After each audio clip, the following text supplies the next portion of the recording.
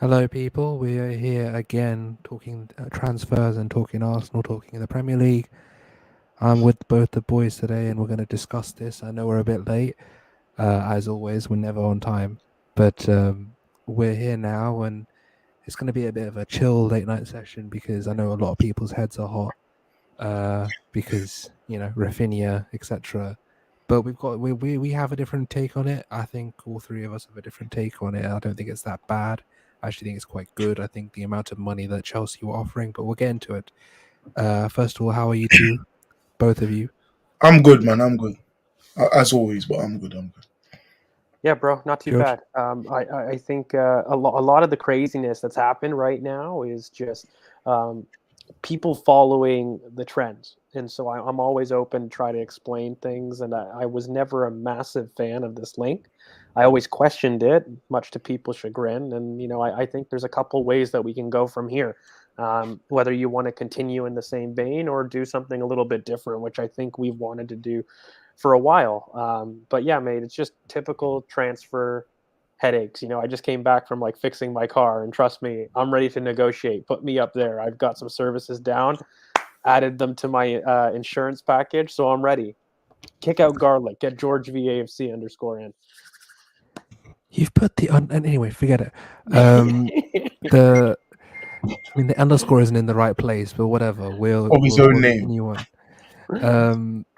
Yeah. I mean, look, we did miss out on Raphinha. I mean, Chelsea outbid us, and they got their man. And I'm actually smiling because I can't contain my excitement of this because it means that we have different we have to go to different priorities. And I think all three of us wanted us to stay away from this deal. I said to myself that if it was to be done, I'd do it. I mean, I wouldn't mind it, but for the amount of money that we have to push away for it, it means that we're not going for a target that personally I would prefer. I know George would. I mean, Sika, what do you think about moving the Rafinha versus someone else that we will discuss? Well, I've always, well, was it the last stream or the one before? One of the last two streams, I said, I'm not sure we'd get him because Saka's the main man in this team and we want him to be the main man going forward. So why would you spend 60 million on someone in the same position? And obviously, he's a very good player, top five in his position in the league. And adding him to any squad in the league would be a big plus. Liverpool need him, or Liverpool need a right winger. Chelsea need a right winger more than us. Um, and obviously, Chelsea were willing to spend more. This is Bowley's first deal. It's the first competitive deal, and I'm sure he wouldn't want to lose it. And obviously, the deal is not done per se. It looks done, but it's not done per se because you never know. We could do a Wenger and bid 92 million randomly. So you never know. But I feel like Chelsea, our bid of 50 million got turned down today, and Chelsea put him on for 60, and it's likely to get accepted. But we won't put in. I don't think we'll put in 60 when we have someone who is better than him already in that position. And Well, obviously, for me, I wanted. I said this like a couple of streams ago. Osimhen is my number one attacker if we were to sign one, just because I'd prefer a striker and then have players who can play striker and left wing rather than sign a right winger who isn't anywhere near as good as he is on the left wing. Well, George? there's a couple things with this. Okay, like it doesn't make sense for me to spend marquee money on a position where you have a top two winger in that position and talent in the league, and then to potentially move that talent to the left wing, who then becomes an outside top five left winger in the league. And that never made sense to me. And when you look at it, there was only one thing about the Raphinha deal that I liked is that by recruiting two touchline options, I said it would likely mean that Hale End would come inside.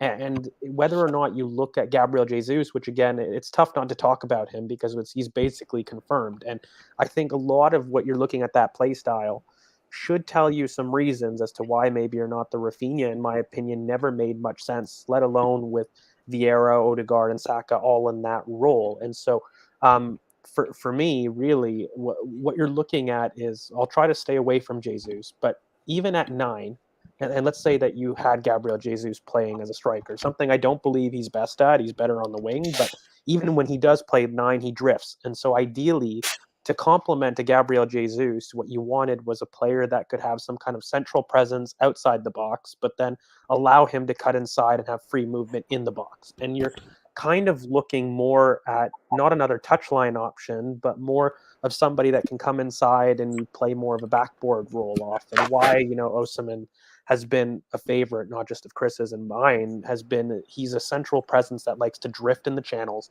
and he brings his wingers inside. And when you've recruited so many crossing type of profiles, i.e., you look at Vieira, Odegaard, Saka, Tierney, all of these are excellent crossers of the ball. I never understood why you wouldn't get an elite aerial presence to complement what you've already got. And when you add Gabriel Jesus to this kind of line, you add a very pressy, off-the-ball aggressor. This is somebody with an immense first touch, somebody that will attack space. And so for me, what you really need is not another touchline option to spread, because you've got a great one, a top 2-1 in the league, by the way. Saka's only behind Mohamed Salah. In the league for right wingers. So it didn't make sense to spend marquee money on a position that you've already got. And for those that were worried about depth, by recruiting Gabriel Jesus, he's a phenomenal right wing option. So from a perspective of resting a player, you've already secured that with one of your other signings. So really it left for me, what do we not have in the squad? And there's two options. You can recruit then a left wing that's strong-footed, preferably right-footed, that can play on the right. And then you start talking about marquee names such as your Rafael Leao, your Serge Gnabry, someone I've peddled a lot too. But you also talk about, Kamaldeen Sulemana. Or you go with a more physical striker route, envisioning Gabriel Jesus to play primarily on the wings. And you're starting to look more at an Osimhen or a Dominic Calvert-Lewin, a Scamacca, those types of profiles to complement what you've got already on the wings. And I don't mind either option. But I feel as though a physical striker gives you a lot more flexibility, because for me, when you look at it, if you've only got two touchline wingers in Raphinha and Gabriel Jesus as your options, and you're looking to have a 2-3-5 where your both fullbacks are inverted, I think it limits the angles with which you can play with. And that's been my biggest fear in kind of going down this route. And, it's not wrong, but it's just not a big preference of mine. And so I would have much rather had a physical striker. Something, by the way, we had recruited long before just this window. I've seen a lot of people tell me, like, with the links with Raphinha, are you not worried that we need another winger in a similar mold? And I'd be like, well, no, I think Raphinha is the one outlier between any of the links that we've really had. For the past 2 or 3 windows, we've looked at a physical presence kind of down the middle. And so, even if Gabriel Jesus, if you're talking, was promised to be a number 9, which I think is not the case, he was promised to have a main role. And I've kept making this point that regardless, Gabriel Jesus didn't move from City to be striker 100%, which is weird because he said in 2020 that he's preferred playing on the wing, but he's moved in order to get minutes. That's what it is. He's guaranteed a starting place. That's why he's moved. He wanted to be a main man. And you can do that whether you're through the middle, on the wings, really doesn't matter. It's about setup, and it's really more about what Mikel wants to prioritize. And for me, you've already got a top 2 touchline right winger in the league in Bukayo Saka. Why do you need to recruit a top 4 or 5 right winger as depth, and then you're going to move him to the left? It doesn't really make sense to me. And when you're looking at very reliable sources mentioning Osimhen, and it's not just us at the channel, it makes me, something's not right, because those profiles are very, very different. For me. And I always viewed Raphinha as an opportunity. I really felt that if you really believe Edu, and you really believe Mikel's words about the transfer window, which all they've said is that they've planned for this ahead of time. And I think Vieira speaks to the idea that links and media won't tell you the plan. But Raphinha really became an option, confirmed or not, at the end of the last transfer week in game week 38, when they were confirmed not relegated. Because otherwise, he was going to Barcelona 100%. That was nailed on in a relegation stance. And then outside of that, I think Arsenal looked at it as more of an opportunity that we could get somebody on the cheap, but they weren't willing, and they aren't willing to spend marquee money on a player that's limited, but also that we have a top talent, again, a top 2 right winger in the league that we all love, and our player of the season in Bukayo Saka. It doesn't make sense. It's not a great allocation of funds. So while it's disappointing from a narrative standpoint, I've never felt that Raphinha truly fit, and he was worth anything more than £50 million. And it's quite clear that after really targeting Lisandro Martinez, the club has about £85 million to really play with. And it's, again, choosing one of the two options. Do you go with that really marquee winger that we've talked about previously, or you go with a physical striker? I think both work. I prefer a physical striker because I think it leaves you with a lot more options. And with Gabriel Jesus, particularly, somebody who's very proficient on the wings that can play striker, and vice versa, you're not necessarily like wanting a winger to add to that group. You've got him if you really need. I think the big thing that we don't need and we don't really have is that real central presence. And I make no mistake, I think people are overlooking the signings of Haaland and Nunez by City and Liverpool, who are probably the top of the game, and they've seen the next cycle of striker. And I need a response to that, particularly if you have hopes to challenging for the league. And so, from my standpoint, I think a physical striker fits us far more.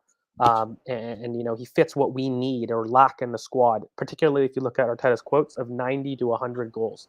I've never felt that Jesus and Raphinha guaranteed you the statement of 90 to 100 goals. Now, if you're telling me your options are Jesus and Osimhen, I can see that quite a bit more. If you're saying your options are, you know, Gnabry and Osimhen, I start to see it a little bit more. You know, I've never felt that the big lack of goals came from the right side of our team.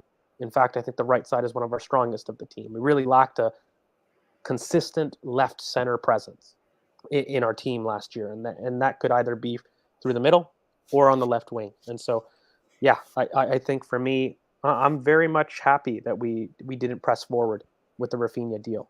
And I don't know where we go from here, but I think those are the two options: winger that's a right-footed left wing specialist that can play on the right, or a physical striker, you know, down the middle. Those are your two options.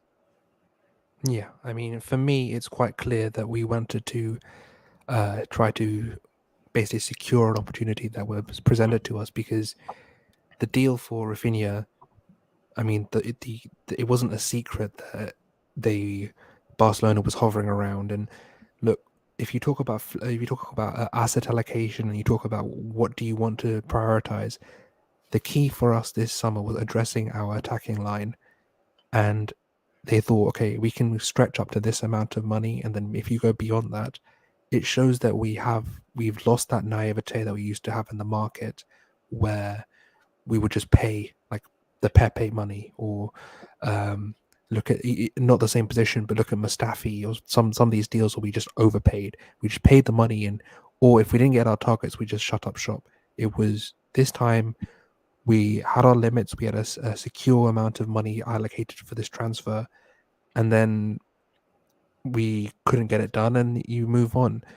I think there's a lot of better opportunities in the window. For me, I think the most important signing that's left in this window is probably Lisandro Martinez, which I think we should move on to. But that is because of what he gives us in terms of inverted fullback play, in terms of setting up in a 2-3-5 with two inverted fullbacks versus Kieran, who, let's face it, is more of an outside threat, more likes to be that high and wide winger that allows you to get crosses into the box. I think Lisandro gives you that opportunity to have him and Tommy either side, and you can even play Sambi there because at least he has passing options around him. But what do you guys think of Lisandro? Because for me, I think the money that has been talked about is fine. I think probably between 35-40 million pounds, maybe 45 at a stretch if United start getting into a bidding war. I agree with this. I think Martinez is probably the most important signing now. I think that it gives us the last two seasons we had issues at two positions, left back and central defensive midfielder. And that's because, last season it was because we didn't have the opportunities in the first phase of build-up to get out of play and move the ball up quickly and efficiently, and we got too bogged down, and they were able to turn us over. And 2 seasons ago, it was Kieran missing out and playing a Xhaka at left back to try and compensate for that, and not being able to take chances in the second leg against Villarreal. So there's two main positions that we have to fill. Lisandro gives us options in both positions because of the ability to play different forms of different build-up structures. What do you guys make of the Lisandro signing, and what do you guys think is the most important signing left for us to do? I like Lisandro Martinez. He becomes probably immediately our second best technician in the squad outside of Fabio Vieira. He's got a versatility to him, and what I like is he's very nippy off the ball, but he does have a tendency to jump in.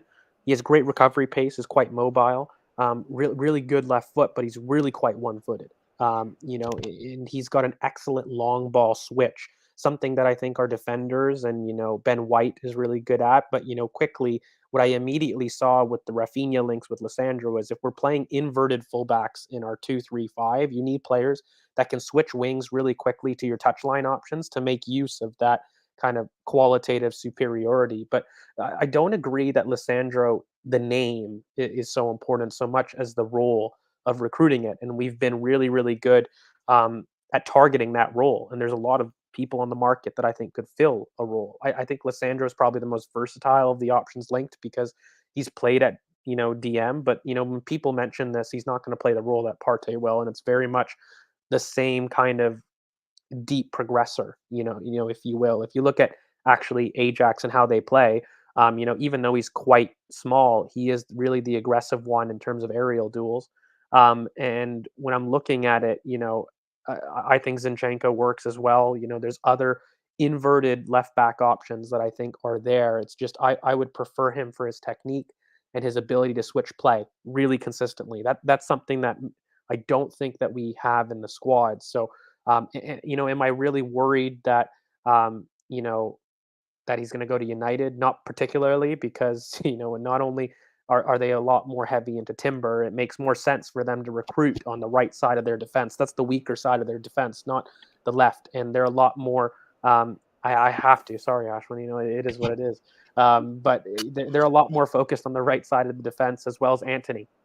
So no, I'm really not scared of Manchester United in terms of this recruit, particularly because we've had a march on this Martinez deal for quite a while. But I mean, in the other terms of thing is other they've options, put in bids for that Malacia guy from Feyenoord, I think he's Feyenoord. from. yeah. Yeah. Feyenoord. He's a left back that they've seemed to have basically chopped up and done. Unless he's trying to put Martinez as a left centre back, I don't really see why they'd go in for both. It doesn't really make much sense. And at Martinez's height, would you really want him at left centre back, or is he a DM partner for Frankie? Like, I don't really see it, especially if Frankie's playing on the left side of the pivot. You're putting Lisandro on the same side. It doesn't make much sense. Well, Tyrell's more, yeah, again, when you look at it, he's a much more overlapping option that can absolutely no problem. I got to keep doing it. But look, it's been reported that they've wanted them all. When you talk about this, apparently they've wanted the whole Ajax team, and as well as Mateus de Ligt. I'm doing it worse just so I can get a reaction at this point. But it's been reported for both, but it doesn't quite make sense with terms of their squad dynamics. I'm really not worried about Martinez at all. I think that's actually a lot farther along than Timber was the first one that they were linked to, and he's the big one. But Ajax won't sell both Timber and Martinez. But whoever gets sold first is the one that's gonna be whoever allowed. goes first, the other one stays, and then obviously they're willing to sell Anthony if their price is met. And United seem to want him heavily. If they were saying that that they were still in for Timber, then I'd be a bit more afraid, because if they have the Frankie money, they can then reinvest in Timber. But if it's Martinez, it doesn't really make much sense. I think they're just trying to basically just sort of leverage us out of the deal. I don't really know what their issue is. A team sell 2 or more of their players to another team. So even outside of the center back, it's very clear that they quite want Anthony as their major right wing, and that's a huge deal. That's a much bigger deal than one of their center back options. And so for me, after they secure Frankie de Jong, they're going to look to secure Anthony for a price that's as low as possible, because they can't increase their wage bill without getting a right wing option, and they don't have very many alternatives. From center back, they definitely have had multiple center backs linked themselves. So I think they feel as though Martinez is an option. It's not a priority. Whereas for us, everywhere where I've seen, in fact, it's probably the You've put most in two strongly worded bids. target. Yeah, we put in 2 bids.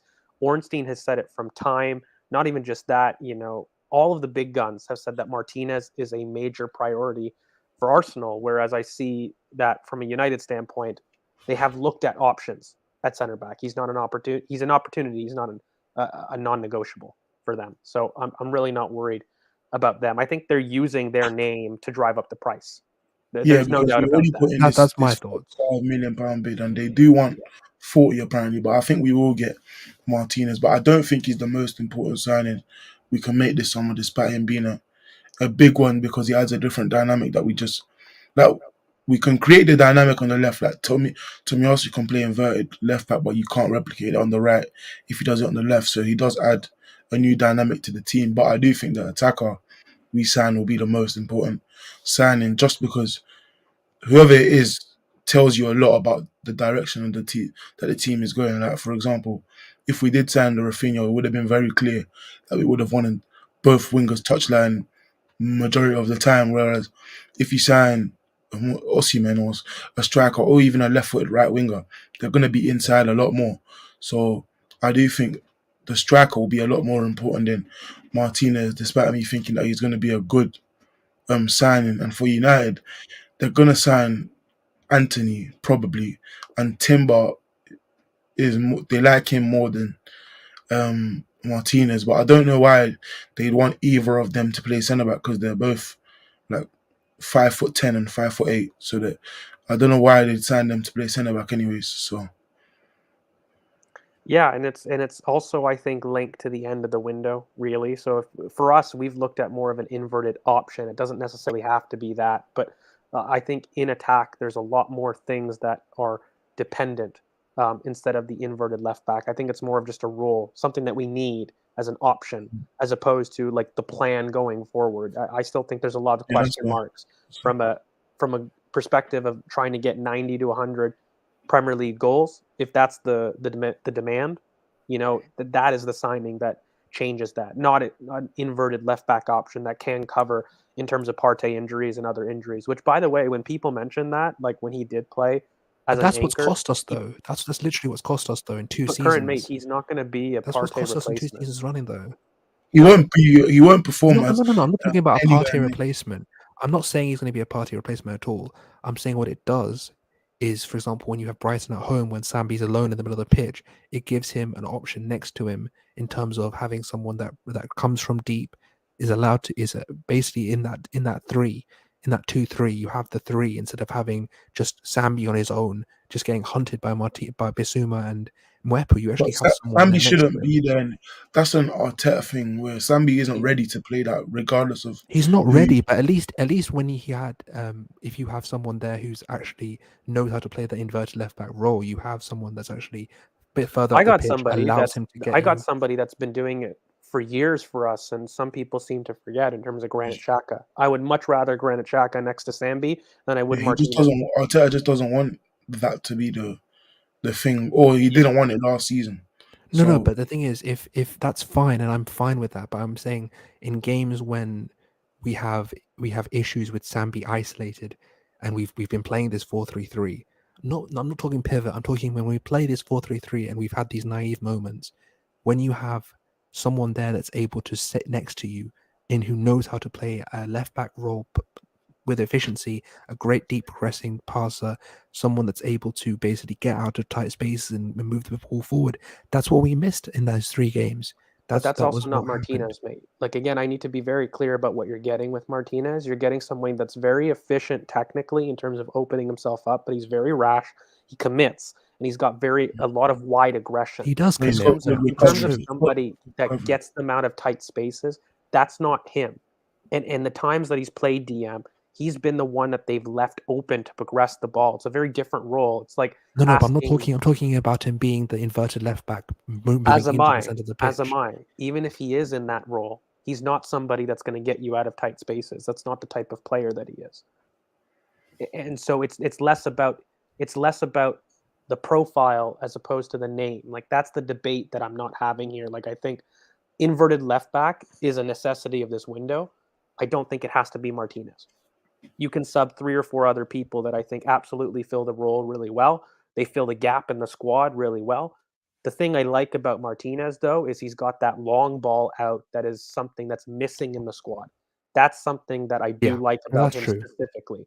If you wanted somebody that's tight in good spaces, for example, Zinchenko is a lot better in tight spaces than Yeah, Martinez that's is. true. He is much better in So such spaces. it My just, point was, is the role, that role is the most important for me yeah, personally. I securing feel that like that role role is, yeah. 100%. I agree. Very important, but I'm not huge into names. It's No, particularly. no, no. It's not about. So I wasn't talking about Martinez specifically. I'm talking about that role being the most important. Obviously, Martinez he can do that role, but he's not a tight space player. You're right about that.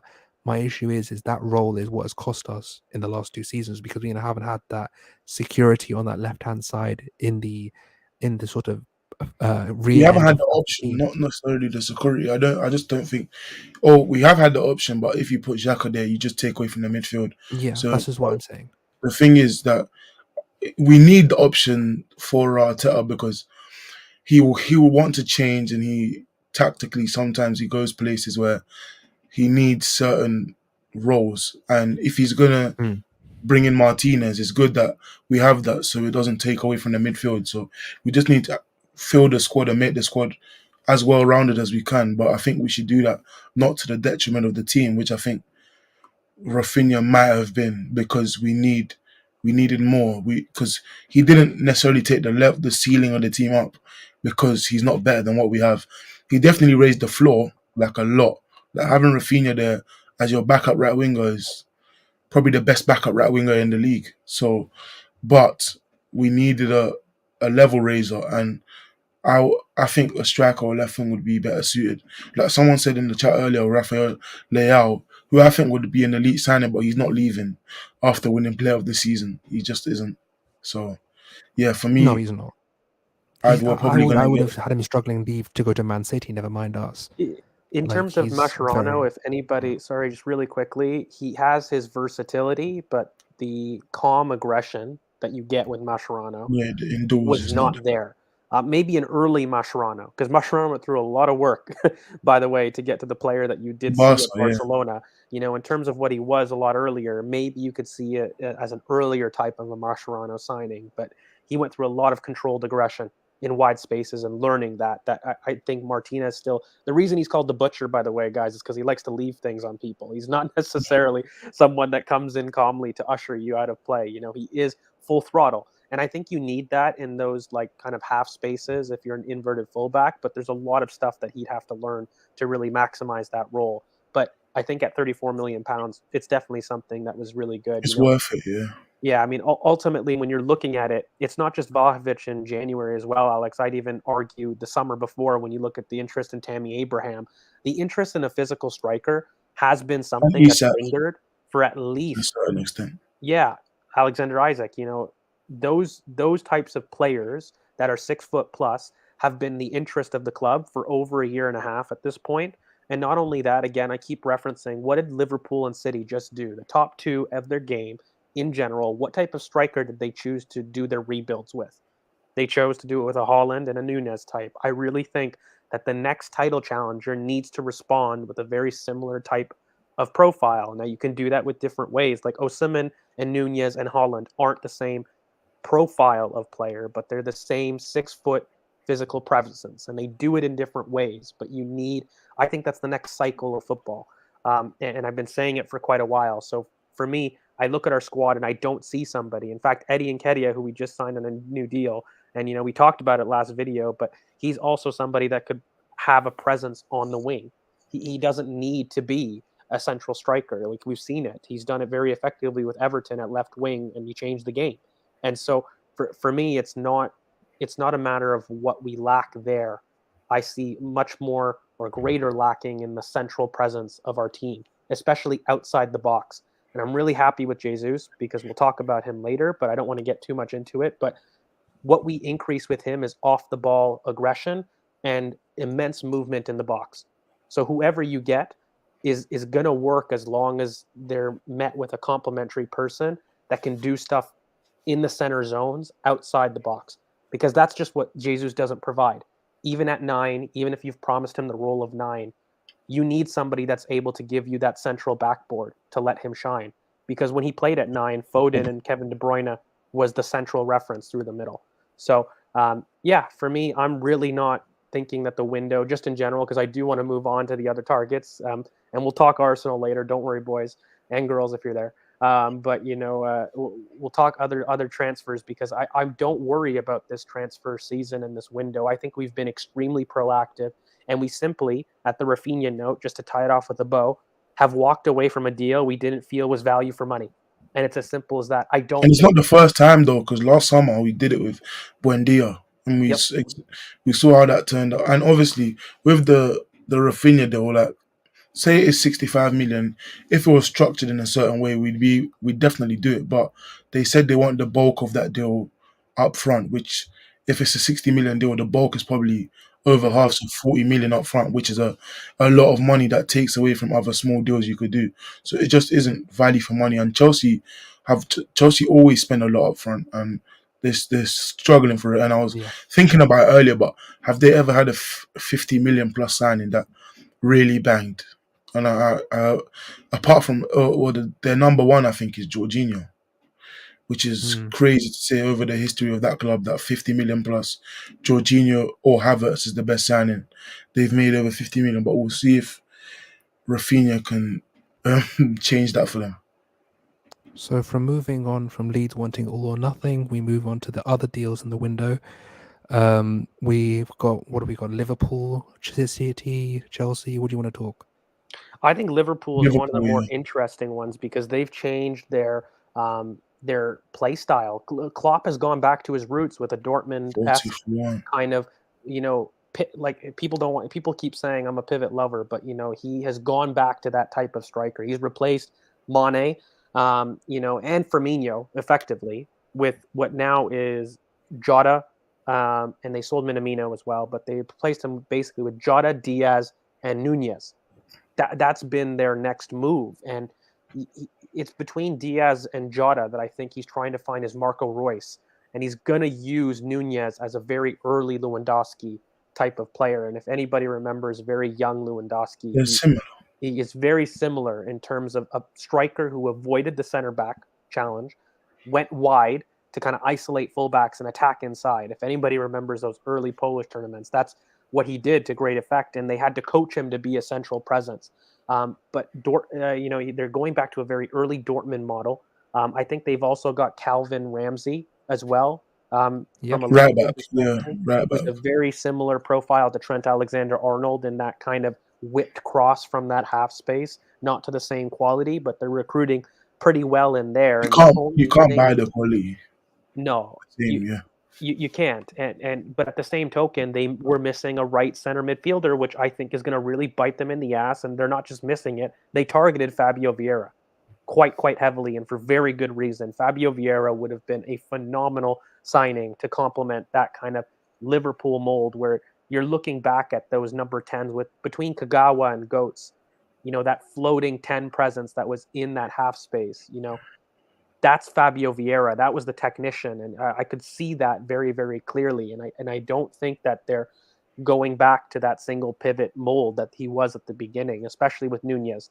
Because I said it like the first time we saw the deal, like I was talking to you and other people, that obviously Carvalho had a great season in the Championship, and he offers them that 10, false 9, left wing, right wing. Like he offers a lot. He offers a lot to them, and obviously recently he's played. What's his name? Harvey Elliott, central midfield, a lot more than right wing. But for me, like losing Mane, which I didn't think they necessarily expected, but Mane said from the start that he's always going to leave. So they left, and I'm not sure they replaced him because they don't have a player who can play right wing, left wing, and striker to the level that Mane can. Because whenever Salah didn't play right wing, they lacked a lot. Like playmaking wise, potency, like even against us at the Emirates the last time we played them, apart from that Jota near post shot that Ramsdale should have saved, they didn't do much until Salah came on the pitch. So without Salah they lack a lot, and Minamino and Mane were the only ones that could play right wing. But Minamino never played, and Mane was great from January till onward. So I feel like they really need to find a Salah backup, or will they trust their youngsters? I'm not sure, because But I it's think why Fabio Vieira made so much sense for them. And I think that they'll really be kicking themselves that they weren't able to secure that type of signing.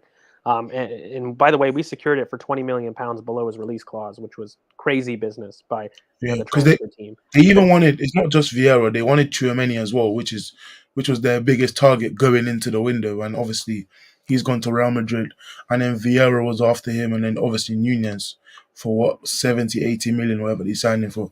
So it's clear where they want to replace, and they've shown it by who they've heavily targeted. Obviously, they want a right centre mid slash DM in Tchouaméni, and then they wanted a right centre mid slash right wing in Vieira. It's very clear that they see a hole in their right centre mid position because Hendo's um, declining, and you're going to eventually need to replace that. And Fabinho can't be your only DM.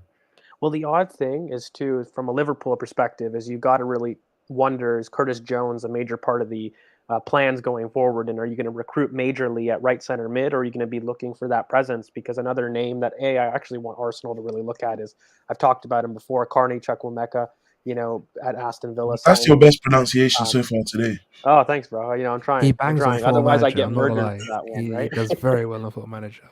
I managed to sign him for like 20 million or something from Aston Villa, and he's done very well. He's a good little player, very good technician. Well, he's like from what Jude I've seen. Bellingham light, if you would like. Yeah. But with somebody that's a little bit more of a running presence than Jude. Jude has a little bit more of a passing game about him than than Carney does. But he's an excellent 19-year-old, 1 year left again, contract ending, and that's somebody that I could actually see Liverpool be looking towards for depth in that position. But again, I think it's really, really interesting that Klopp has seen the evolution of his team, and I don't know if people are clocking, but to really go from a false 9 to a true presence 9, like Nunez is a very different philosophy, and in order to help him out, you're going to need people that are very technically secure on the inside, while they coach Nunez to stop going wide and to develop a center presence. But like that transition, if you notice, the early Dortmund teams, they packed technicians in order to do that, as they developed Lewandowski to kind of learn off that second striker, that kind of striker that drifted role to really do that presence. And so when you look at it, Jude was definitely targeted by Liverpool as well. he's also with you're saying the transition to the 9. He's been doing it slowly with Mane and his name, Mane and Jota have played 9 a lot more than Firmino. Obviously, he's been injured, but even when he's been fit, he's come off the bench for them. Like even versus us, I keep going back to that game. He came on in the 60th minute for Mane, so he hasn't been starting like that. And the transition has been slow, but eventually they're going to move to this pivot with Carvalho or Firmino as the 10, and it will be interesting to see, because when they did have that formation, because what year was it that they beat us 5-1? I forgot what year that was, but when they beat us 5-1, they were take your pick. It happened a lot. They were a pivot team. No, we went up 1-0, and what's his name? Maitland now scored, and he did a celebration at the 10th minute. Then we just absolutely got destroyed by Firmino on the 10 and Salah striker. But since then, obviously, he's become a lot more technical the past year, and it's been good, positive and negative in some aspects. But they're going to become a lot more technical this year, but have some physique up top. But I feel they need a Salah backup, a big one that can guarantee you goals when Salah isn't on it. Because Mane did that. Also they're not somebody going to that try can pushing come Harvey inside. Elliott there as well, aren't they? They did though, but he's played a lot, sent him in a lot more, because I feel like He can't takes go up on the outside. He doesn't have that explosion. he takes and up Trent space separation. all the time. Yeah, and the thing is, it's because Harvey Elliott, supremely technical player, but I don't think he's got that bingo, the 5-yard burst, to really create that 1v1 separation that you need as a touchline winger. He's an interior. He's somebody who likes to feel the ball and needs to be close by other people, and he's got a great switch on him. He does, and I think that could be used quite well. But that's why I think they're going to look at a Carney, to kind of. But it was clear what Elliott liked, because they tried to play him Trent, Elliott, and Salah. Yeah, and they were crowding each other's spots, despite all being having great crosses of the ball. They were crowding each other's space and then they switch Henderson because Henderson is so willing to take up the touchline space and allow Trent inside so he can get closer to the edge of the box to whip his crosses in. But Elliot won't go touchline, or he will, but he won't go down the line, which restricts what they can do. And Salah's been doing that for so many years. So they need Mane. As Mane was the guy, and it's weird because it's the exact same thing they did with Thiago, where they just took him for 30 million on the last year of his deal, and just to the exact same team to buy him, vice versa. Yeah, and look, look. The biggest story about Liverpool is I think they're done. If they're not done, excellent. We'll come revisit their transfer. But if they are done, they basically replaced their Mane outlet with Nunez, which I think is going to be interesting. But they didn't get any of the backups they needed, regardless of anything that happened this window. They didn't get any backups they actually needed. What about the links to Serge? Well, that would make it a little bit even more confusing, to be honest with you, because they've already got, Jota and Diaz, who I think for me are more of those inside forwards that prefer to cut on the left. And unless you're willing to accept that Mohamed Salah is leaving you next year on a free, I don't see how that deal makes a terrible amount of sense. I think Serge is smart enough to operate anywhere on that front line, but ultimately you need a space at left wing for a right footer to really. He won't get guaranteed starting minutes, and he won't get 300k. No. So I don't know why he'd go. Because his issue at Bayern is that Sane is on 300k, and he doesn't guarantee starting. So why would he go to Liverpool where they don't guarantee him to be the highest paid player at a club? And obviously Liverpool contend for every single trophy. We saw that they were pretty much one game away from winning every single trophy. Well, two games away from winning every single trophy. So the contending will be there, but they won't give him the money. So I don't know. But he said maybe it's not all about the money and it's about the love. So you never know. You never know what he's going to do. I don't think Maddison quite works because while he's a willing overlapper, they might push him on the bench. Yeah, I think he'll hold the space with Trent. Yeah, ideally what you're looking at, and I know it's a really expensive one, but you're looking at a Nico Barella, or you're looking at like a Federico Valverde type of player that is willing to do that off the ball work. If there was a similar player, the players that they need aren't attainable.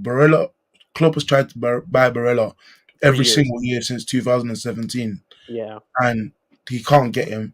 And then Valverde is they won't let him go either. So the players they really want, they wanted Camavinga before as well, and he's gone to Real Madrid. Tchouameni's gone to Real Madrid. So they're not it's very hard to get who you want, especially when you've already spent 80 million.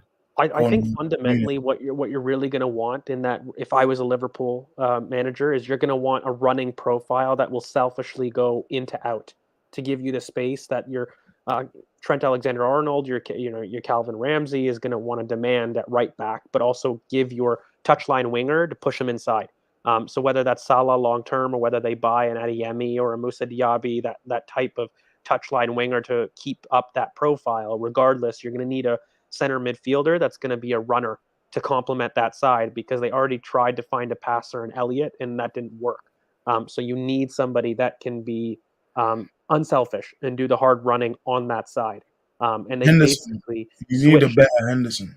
Yeah, and that's why Valverde would have been beautiful if you were looking to maintain that. But again, I thought it was very interesting, and I don't know, Karan, what you felt about their business, but other than that, I think it leads really well into the City, because they're the other big team to really have made waves in terms of their transfers.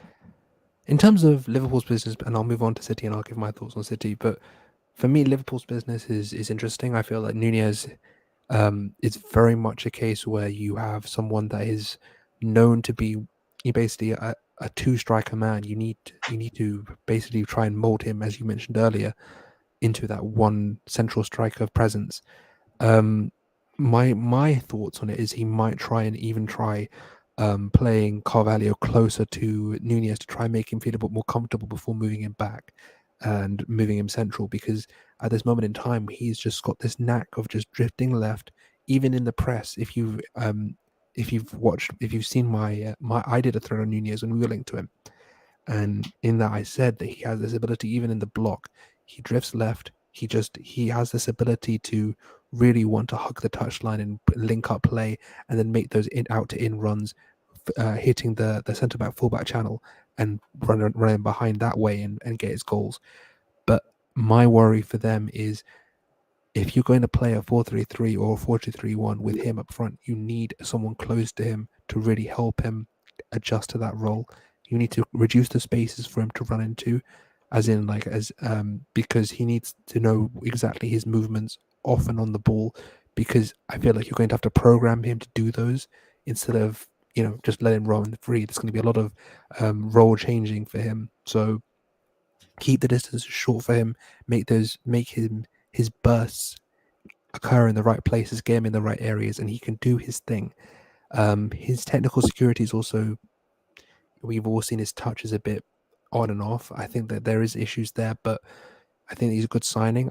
I personally think he's overpaid. They've overpaid a little bit for him, but let's see Nunez. how he does. Yeah, I think they have paid. I think they've been duped by the Benfica curse, as in like the Joao Felixes and the amount of money they get from their academy graduates and their young talent.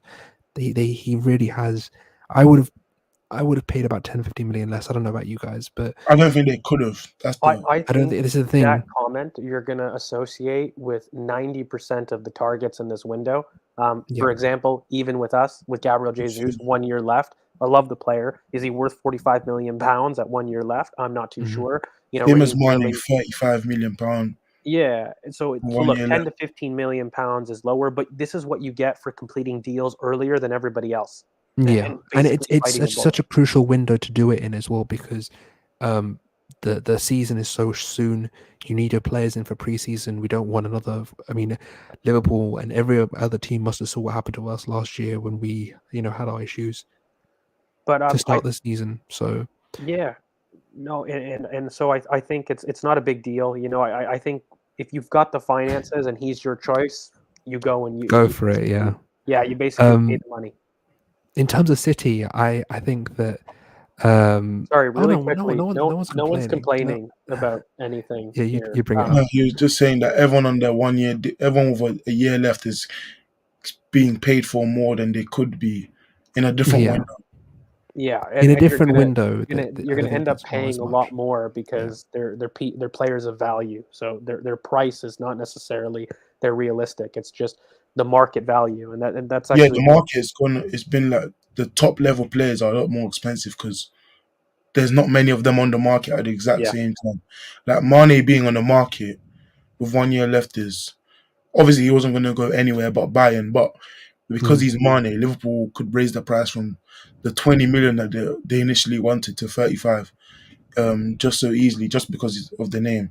And obviously Jesus 45 million is a good price to get him under 50, but it's the same. Like Sterling's going to be 30-40 million, and he's going to utter 300k. Like all the people aren't thinking about the wages and all the stuff that go into it. So it's going to be interesting because I think with Sterling he might go Chelsea or Yeah, I think Well, he is probably going to go to Chelsea. And goes to Chelsea, and I think it's actually a really good transition because Yeah. again, I make a point that both Liverpool and Manchester City have made major kind of rebuilds and transitions from their teams, and when you basically look at it, it's a big question mark selling all of their outlets for essentially what's Julian Alvarez, Holland, and I do think they get another winger. I'll be honest with you, but I don't think he's going to be an outlet. I think he'll be another ball to feet player. yeah. And it's been a major transition that I think is going to bite City in the back. I don't think it'll cost them the title, but I think they won't be as efficient as they were. Neither will Liverpool. I think those dominations are in a slight rebuild in this year as you get accustomed to those different type of formations. But I think in the long term, though, I think it makes sense because personally, I've said, long term, you're looking at teams that are looking to have more ball to feet runners or ball carrying progressors. That's been my famous phrase on Twitter. And I think that's the move because in order to break a positional system, you need dribblers in every facet of the pitch, really, every final third. Every third.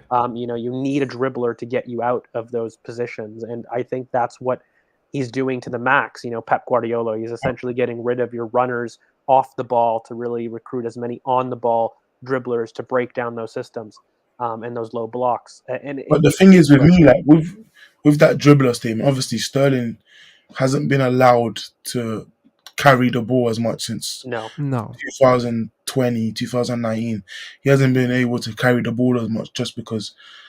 And for them to lose him is big because he's guaranteed 20 goals and assists a season from left wing, right wing, or false nine, whichever place he was going to play. He was going to guarantee them 20 or 17 plus 15, 17 plus goals and assists.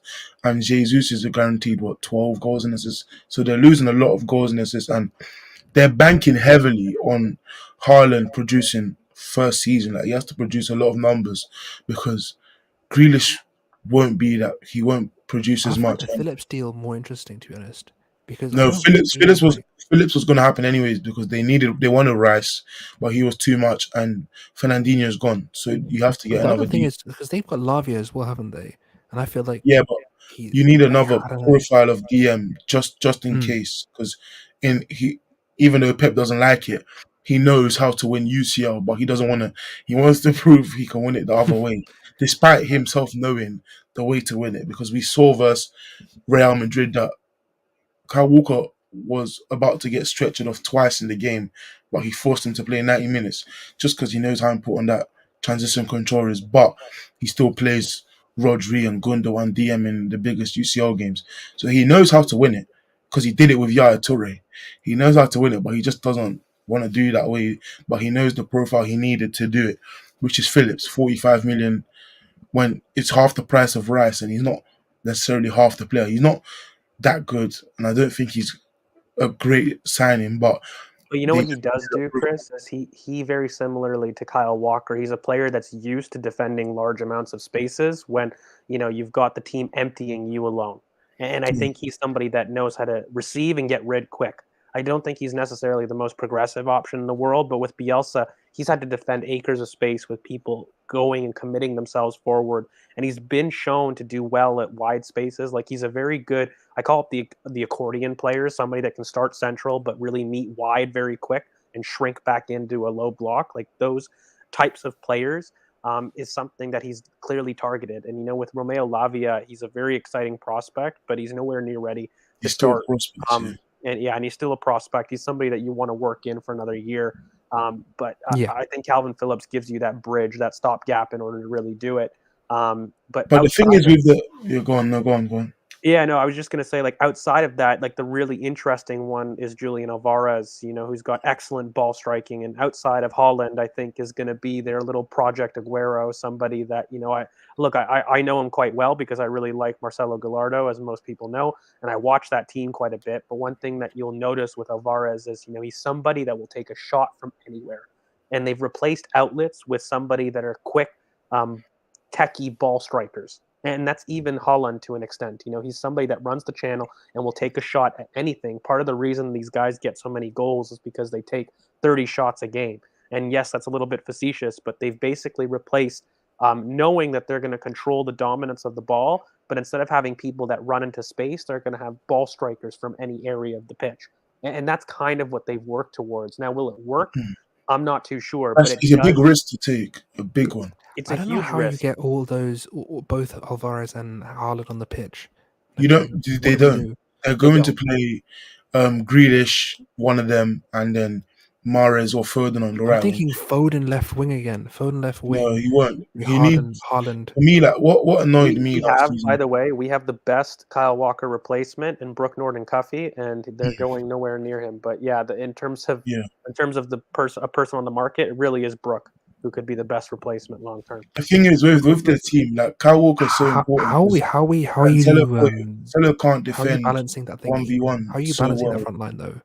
Wait, Cancelo can't defend 1v1 so well, so Kyle Walker's the number one man in Europe, basically, for them to transition control. And then for the front line, I think they're going to play Grealish because Grealish is he wants Grealish to be the 100 main mil. now Yeah. that Sterling's gone. But the But, thing is, but mate, you know what? Ironically, sorry, but I think Grealish will actually be a lot better next year because by going for a more Holland type of striker, you actually allow for him to be more of the natural Aston Villa type role that he Yeah. did, but he wasn't that this year because he was tasked with being the width option, and there were other people that took up those central options, period. And I think they're Yeah. moving on slowly from Kevin De Bruyne, and by recruiting those ball strikers without those outlets, you're going to ask Grealish to be more Grealish than he was last season. So I think in order to balance a Haaland who is really poor technically, you're going to surround him with kind of a left wing or a left center mid option 8 that can receive ball to feet and carry, because Haaland is really just a runner. He's a very, it's crude, but he's a much more clinical, better ball striking Lukaku in terms of a profile. He's somebody that's going to really attack the channels. Yeah. He can go out to in. He's not somebody that you're going to turn and face with the ball, but you have those players already. You've got your Mahrez, you've got your Kevin De Bruyne, your Foden, your Grealish. You've got those players that can give the ball to him. The trouble is, do I see Haaland having the exact same space which he thrives on, which is exactly No, why you guaranteed will struggled. not. He won't. And so that's the biggest question, I think, actually. It's not so much the outlets, it's more, can Haaland adapt to the lack of space? Yeah, that's why I said it's a massive gamble to take on his very first year, Yeah. because the pressure's big anyways. Because wherever he was going to go, the pressure's going to be big anyways. But to take away guaranteed 20 goals and assists in Sterling and Jesus, Yeah, what and about put it Cucurella? all on Haaland is a big issue. And obviously with Grealish, what I was going to say is that last season he never got the chance to learn to interplay with the rest of the players because he was never central. He never got to be close to KDB. He never got to be close to whoever the right wing was. But in Aston Villa, he could go anywhere he wanted, and he had a great link up with certain players. So for me, allowing him to come inside a lot more will be only beneficial to him because you can get a better feel for the game. And once he gets in his rhythm, he's very hard to stop, especially when you have so many different threats. And the thing is, obviously the KDB cross will always be one of the biggest threats in football just because of how accurate that is. But I think Haaland having so much pressure to thrive will actually may hurt him a lot more than Pep might think, and it's a massive gamble to take. Sorry, I mean, Kern, you wanted to go yeah, on the Cucurella? Yeah, I thought he was going. Yeah, I mean, with Cucurella, what's interesting for me, one of our good friends in Matt said that he's probably one of the top 5 left backs in the world over the past year, and I don't really disagree with that. I think that he's been outstanding this season. He's been very, very good. My issue with it becomes is he going to be afforded the same freedom that he's allowed at Brighton? I mean, obviously Brighton play a very structured system under Potter. They play very good football. They play that 3-2-5. They have Bissouma and Wepu or whoever they have next to him. Wepu is now the main man. Now Bissouma's gone, but will he be allowed that freedom on the wing to really devastate teams and really push teams like they did like he did us away? No player that goes to Tomiyasu City will get the gives same that freedom. This is the thing. Freedom, They don't get that. but Cucurella has shown to be a wide touchline option as well as a really low build-up in like a left center back of a 3 kind of role. He's displayed both really, really well, and he tore us apart, touchline. He can perform that role. And I think his flexibility is really important for City because they basically have a player that can, function on the inside if they want to go to the touchline route, or they've got a player that can be the touchline option and let Grealish come deep to really pick up the ball and dictate play how he did at Aston Villa. And so I think Cucurella is going to be a phenomenal signing for them, probably their best signing of the window. And that might seem weird with Haaland, Alvarez, and the more exciting attacking options. I'm sure they're going to recruit. With Sterling and Jesus gone, I'm absolutely sure that City are going to do something stupid like a Neymar, or even a Leao or something like that to compensate. But Please I think not Rafa. I think Cucurella that would hurt. I think Cucurella is going to be their most important signing for letting them be flexible with this ball. What annoys me with the Cucurella signing is that, well, no, it doesn't annoy me, but it's so Pep to not sign a great 1v1 defender because he probably only has one in Kyle Walker, and then Diaz is the only other good defender. But Cucurella comes in and he's probably their 3rd best defender defensively, and he's not a great defender. He's not a great defender at all. No. And the issue Do with me, you guys agree though? Do you guys think there's 5 better left backs in the world right now than Cucurella? Both counting. on I think form, maybe not, but on quality, there are 5 better. I mean, Yeah. it is a tough one because you've got players I think that aren't playing left back that could be in with a shout. In terms of Alaba, he is Well, Alaba's somebody playing centre though. back though at the moment. That's what Yeah. I mean. You've got players though that I think if played left back would be better, but they aren't. They're playing center back at this moment in time. So he might be more of a case of there being a dearth of really good fullback options in the world, as opposed to his quality deserving that. What a fullback? A dearth? Did you say? A dearth, yeah, a lack of options. Dearth means basically there's not very many. I thought I was smart, but I've never heard of that word in my life. But you learn something every day on this channel. But there you go. yeah, You guys come here for the footy, you leave with the thesaurus. But no, I think City is major, and we kind of touched on the Raphinha deal just in general, but from a Chelsea perspective, is probably the next team that you're really looking at of doing some kind of moves in the market. And I think when you look at it, let's say they get Sterling done, and that's their £100 million revamp of what they've got in the final third. You're moving on to them really needing a midfield presence that I think they'll That's lack before they go and get center backs essentially, and they need to. The stupidity of it all. If They want the lick, though. They want the lick too. I don't think he's the guy they should go for. But I did too. I thought you said Girth. The issue with their signings, obviously, say you go Raphinha, Sterling, that's what 100, 110 mil, whatever it is, 100 to 110 mil, and then you still don't have a striker because apparently teams are looking at Werner and they're open to sell.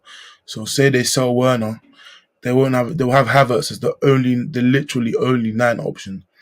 If they keep Brozier, which I think they should, he'll be their 9 option, and then in midfield they lack a lot. Will they go 4-3-3 or will they stay 3-4-3?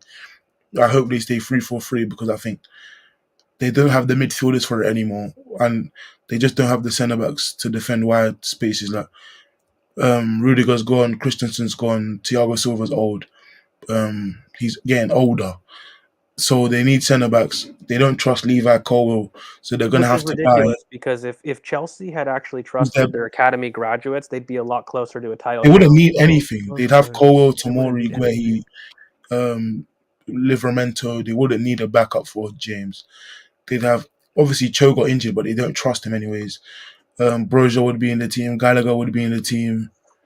They just don't use Tammy. They don't use their talent at all, which is crazy. But I mean, I think they're going to be looking at 2 center backs fundamentally because of that, because they've allowed Christensen to go, they've allowed Azpilicueta as another option to go. Like I don't know, I think they'll need another center back fullback option, but as well as a primary center back, and Rudiger's left as well. Like I think they legitimately need 2 center backs to boot, and it's between Koundé and Matthias de Ligt. Right, like those are the. I'm pretty sure Koundé's been ruled out now. I think they've kind of moved away. They don't want to sell Koundé.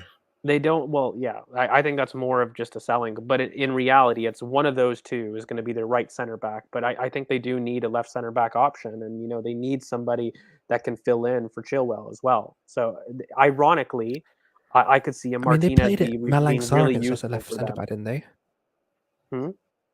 They played Malang Sarr against us at left centre back. They don't trust Malang Sarr, and he's not. That's my point. He's not good. My point is Malang Sarr is just not. Their left centre back should be Levi Colwill. It should be Colwill. There should be no debate. But they're going to put him on the transfer list, and they're going to probably sell him to Southampton or something else.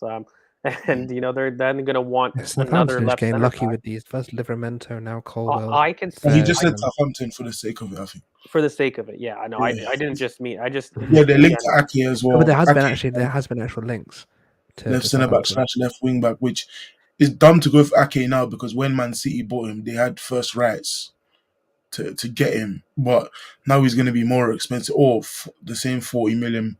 But you're giving £40 million to fuel Man City to buy probably Cucurella. But Ake is actually why the idea of a left back fullback option is actually why I think he's going to be high on their list, because they do need that flexibility. It makes no sense with Colwell. Like I would have rather they trusted their youth and gone with that. But if they're not going to go for it, I can see Nathan Ake being a really important target for them. Another option, Evan Ndicka, somebody that I've really mentioned here, another 1-year contract kind of guy. Could be a good option instead of going for a Kalidou Koulibaly for what £80 million at Napoli, which is something that they've been linked with, but it's so Chelsea. If they stay in the 3-4-3, what would you do in midfield? Because they're gonna have to get midfielders, I think. Well, I think they've priced themselves out of being able to do well in midfield, which is really weird, especially with Raphinha. Like spending £60 million right now on a Raphinha and then another 45 to 50 million pounds on Sterling means you've got another 100 million pounds left, maybe 150 if you're stupid money. But even then, I don't think Abramovich ever cracked 250 in one window. Maybe He has somebody the can correct. record. The record is that 250 with them. Exactly. And so even at 150, how do you buy two center backs and a midfielder of requisite quality for 150 million? I don't see it between spending it all on Mateus de Ligt or Nathan Ake or because they're going to get It's two center Raheem backs. as well. Raheem as well. Well, Raheem, but that's what I mean. Like between Raheem and Raphinha, they've spent about Raphinha, 110 100, million yeah. pounds already. So assuming the record is 250 million pounds and you've got about another 140 to go, I don't see how you buy two center backs of the requisite quality and a midfielder, which they will need to go away from the 3-4-3. If they stick with 3-4-3, they really need an anchor. What they need ideally is a Chouameni, a Rice, somebody in that mold, the rarest of the profiles. And ultimately, Rice is not for sale. I mean, he's going to cost them the rest of their budget. But the issue with Chelsea is that they've cost themselves of being the team because last summer they could have got Chouameni for 40 million. Marina and Now he's Tuchel. at Real. Marina and Tuchel Look, decided to I hold out, wanted to ask you guys something. and then he goes to Real. Give me a second. He goes to Real. They priced himself out of a move, and then they sold all the actual talent last summer and Tammy, all these guys. But they need all those profiles back. They need the striker. They need the dual monster centre backs. Their best centre back is 38 years old, and he gets injured every now and again, and it's a liability even when he is on the pitch. So they need so much to spend, but the issue is what will they prioritize? And I think if I was them, I'd go for one in each space and then probably get two centre backs rather than getting the two attackers because you have Hudson and Doyle that you don't need to 100% buy left winger. Go on, Colin. I've got two questions because you just reminded me of one. One, how much do you think a Mateus de Ligt plus Nathan Ake will cost? Because I think that's about 120 million personally. And second, why are you signing Raheem if you aren't gonna get rid of Cho? I think that this doesn't make any sense when you have bought in Raphinha on one side. Well, Tuchel's you're given up on bringing his in- wingers. I think them getting Yeah. wingers, period, is ridiculous. But what they want is better touchline options because I think even if he was to transition to a back four, he's looking at the touchline option route in order to do it. And so by basically what he's doing is he's replacing Ziyech and then one of Pulisic, who I think they're going to try to get rid of, or Werner. They're going to try to replace one of them. To have Sterling and Raphinha as your touchline options long term. That's the goal. They're going to put Havertz as the striker, as the false nine, which I think is a really poor choice. But go for it if you want to go for that.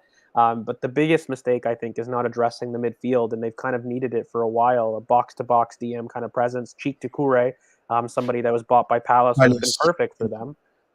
If you're not going to go for a Cheek to Toure, I don't know. Well, Kante's finished, so they need to replace that. Maybe they're looking at Sangare as a cheap option from PSV that you could do. Sekou Fofana, somebody that we've been linked with, another DM kind of hard-running tackler. He had a very good season.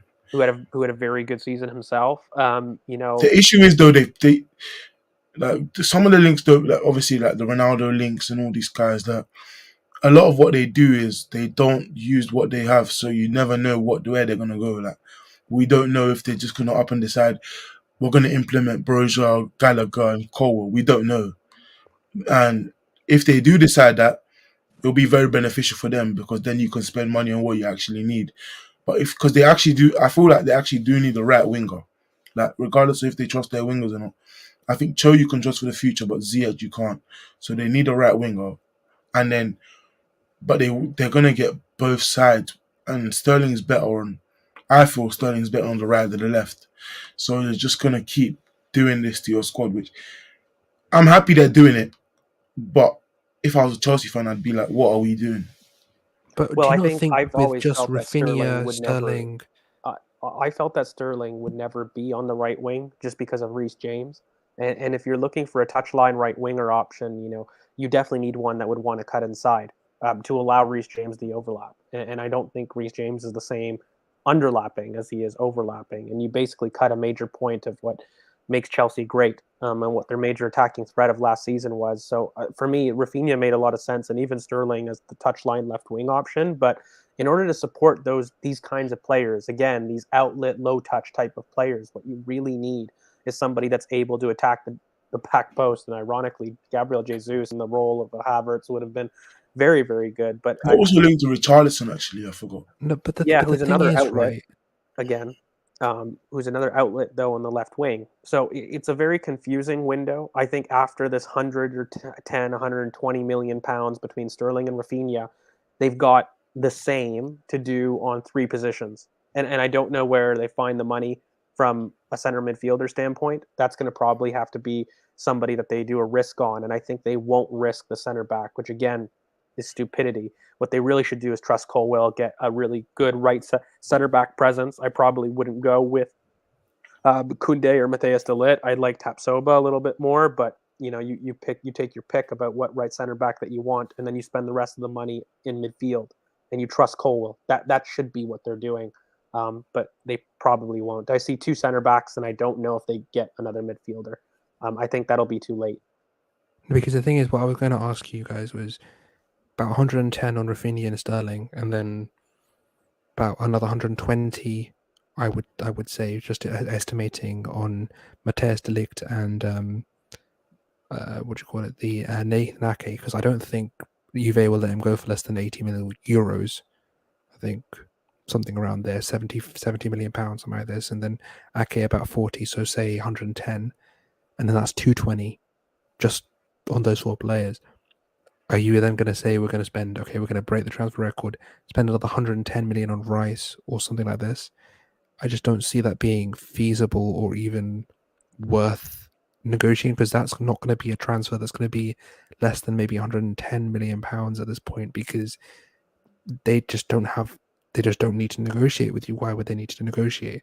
It's why it's said for Chelsea that they're likely to then go in the 40 million pound bracket in the midfield, and it could be even cheaper. But I think they're sacrificing the midfield as a rebuild, which, by the way, I think is the dumbest idea, because the biggest need when you transition from 3-4-3 to a 4 at the back is going to be competent high-line defenders and center backs, but the midfield becomes super, super important. And I don't think with their returnees and Gallagher and Gilmore, they get that presence anchor that they really, really need, with Conte kind of waning in terms of his influence on the team. So they really needed that runner, that strong, powerful runner. I don't think they get it. I would probably go for Ibrahim Sangare if I could, or Sekou Fofana, one of those two, to kind of shout. Adjust those. Ibrahima Diallo, I will keep mentioning this man at Southampton. I think I really rate him. I think he would be somebody very smart to pick up for Chelsea. Maybe you trade him Broja, since you don't want to keep him for some weird reason. Yeah, you trade him. They're just panicking, though. They need to. They're panicking. Yeah, what they've always done, but they need to have some rational thought. Raphinha came out of nowhere, 60 million bid, so close to speaking to him. They don't want to lose their. I feel like it was a bit of a panic. It just feels That's like what I just said. They just everything they're doing is reeking of panic, and they need to think rationally, because that's what everybody else around them is doing. So they need to think for the future. And what's his name? Bowley. He needs to. Obviously, they got rid of the old regime with Marina and all these guys. Marina and Bruce Buck and these guys. They got rid of all of them. Yeah. So if they're gonna do stuff the new way, don't be the same panic buying team, because it hasn't. Also, What? trust your academy. You've one of the best academies in the world. Just trust them. Like That one, I don't think like Vale, Gilmore. At least give them a shot. Like these are good players. I know Gilmore's not been great at Norwich, but I he's think we shown know great that's not going promise. to happen. I think That's not that's going to just, happen. But if you're talking about moving away from the old regime, that's what that means. It means, using the resource you have and actually promoting them, because you've let guys like Rice go in the past, and it's come back to haunt you. Ake, you're paying 40 million for what? Doesn't make any sense. I think we should move on from Chelsea. I'm going to ask you Yeah. guys a question actually, so you guys can speak. Yeah, go on. What do you, Karen? You go first. But what do you make? Because I kind of know George's thoughts. But what do you make of Spurs' business so far this window? With Perisic, Bissouma, I think that's it. Foster. Yeah. Perisic and Bissouma. I think I've always seen Conte. I think we learned our lesson with Conte. I think Conte is always going to be a very good domestic manager. He's going to have a preseason with these guys, and you know what he's like in preseason.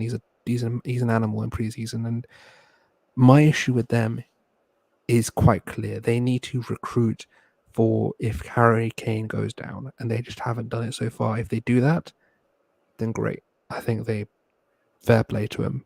They can really go for it and try and push. But if Kane goes down, or Son goes down, or Son has one of his bad patches, because Son has been so, like, when he's on these purple patches, he's amazing. He hits these purple patches and he goes goal, assist, goal, goal, goal, and then he just dries. You need to plan for that. And one of the things that I'm worried for them about, and what I'm very happy with us, is I feel like we're the only team that's preparing for 5 subs. I think the signings with Vieira, with guys like Holding, I think Mikel's shown that he has this ability to change late in game with Holding coming through. I think he's thinking of these finishes that George mentioned when he asked Mikel about this issue. And I think Conte hasn't got that squad depth. I think he needs to address that. I think that's the main issue with Conte. In terms of Foster, I like Foster. Foster's quite decent. Bissouma is someone that I've loved. I think we all have. I want him over Tielemans. I still will say that right now. But if the tables have fallen, and this is where the chips have fallen on them, so I think the Conte has a good chance domestically. I mean, Richarlison, we'll see. I think He's their it's a backup to very Jesus. it's their backup for Jesus, but the problem is they're looking at, I think when they're looking at Gordon as well, doing some sort of double deal for them or something like this. We'll see. I think that there's promise there for them, but my issue is depth and what happens when your plan A goes down, because there's issues in that front line. I mean, I don't really see Kulusevski having the ability to drag that front line when Kane or Son isn't there. So let's see. Yeah, I don't know about Spurs' window so far. I think if we had a similar window, people would be up in arms about it.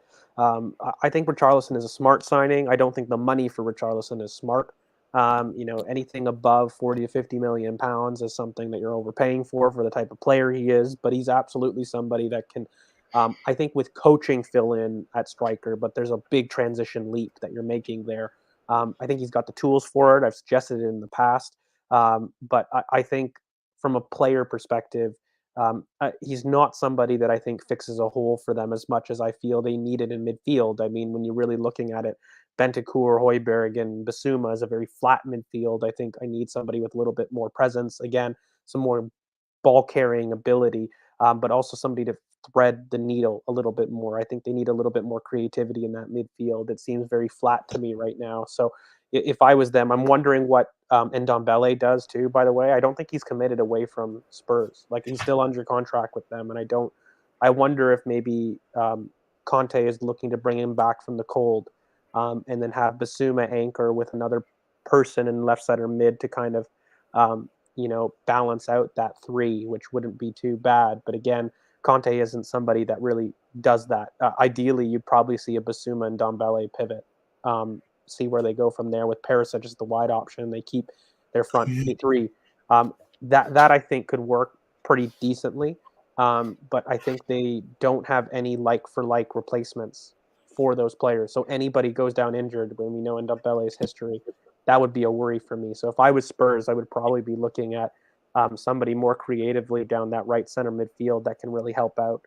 Because I think Yeah, in Bissouma, you got a very good anchor that will replace Højbjerg, and Højbjerg's a decent backup for that kind of role, but probably a right center mid that's got excellent ball striking that can run a little bit. Probably Vieira, somebody, basically. Sorry, yeah. Well, Vieira is a very special kind of profile that you're looking for, but somebody like that. I think a lot of teams are looking for that, though. By the way, like a version of Emile that you could go for. I mean, yeah, they could go for Madison. I think with Kulusevski there, it makes sense because Madison does tend towards the left half space a little bit more when attacking and dropping deep. So it could work. And it could replicate a lot of what they wanted Eriksen for, and when they were yeah, battling Eriksen. But I don't think it would be to the same effect because I think James Madison prefers the left a little bit more, and I need them to overload the right a little bit more in terms of the type of 10 that they're getting. So that's what made Eriksen work the most. yeah. For me though, the reason I asked you guys about Spurs is that obviously they've got a good signing in Bissouma and a good signing in Perisic, but they have no specialists in midfield. They've got no specialist 10.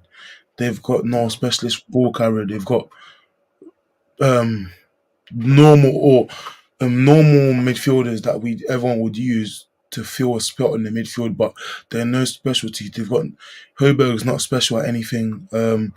Skip, Bentancur, they've got no special midfielder that can thread the needle, as George said, thread the needle. That's why I asked you guys, because they lack the consistent overlap and threat offensively that Conte used to have with Barella, and they don't have certain threats he used to have with Chelsea. So I feel like Eriksen was a good move, but obviously it's likely not going to happen. So they need that special type of midfielder, and then with the right wing, they've literally got no backups or no adequate backups. Like Bergwijn's leaving, so they need a backup right wing and a backup left wing.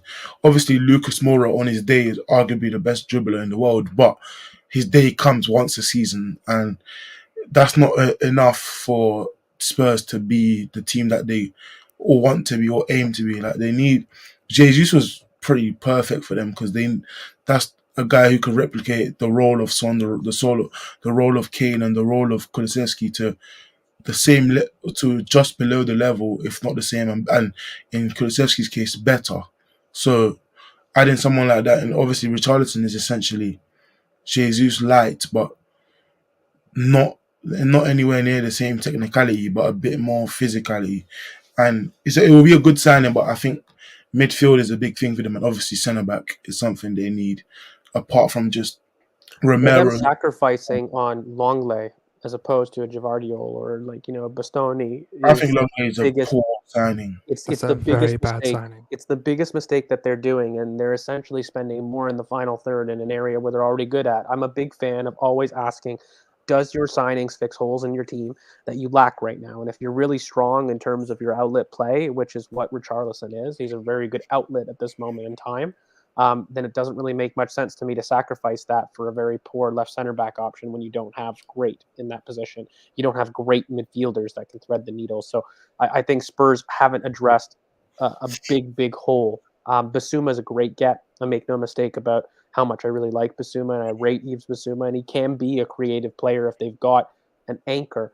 But again, they really need to target a much better left center back. I would again suggest Evan Ndicka. I think he's the steal of the left center back market at 1 year left. Somebody that could definitely get them up the pitch higher. And then you could also spend that money on Richarlison and then maybe get another midfielder if they have the money. They need an Eriksen type. They need that type, but But Eriksen's old, so they shouldn't get Eriksen because, well, if as an Arsenal fan speaking, they should get Eriksen, but for them, they shouldn't get Eriksen because he's old. Look, and what they can't afford him, but what they should have done, and don't focus on Richarlison, they should focus on Michael Olise. That's what they should do. Yeah. That's but before he went to Palace, I thought he should go there. But the thing with Spurs is what I do if I was like in charge of Spurs transfers is obviously Conte is the man now, but build a squad where he can use the squad and do well with it. But the squad doesn't fall off Afterwards, once he yeah. leaves.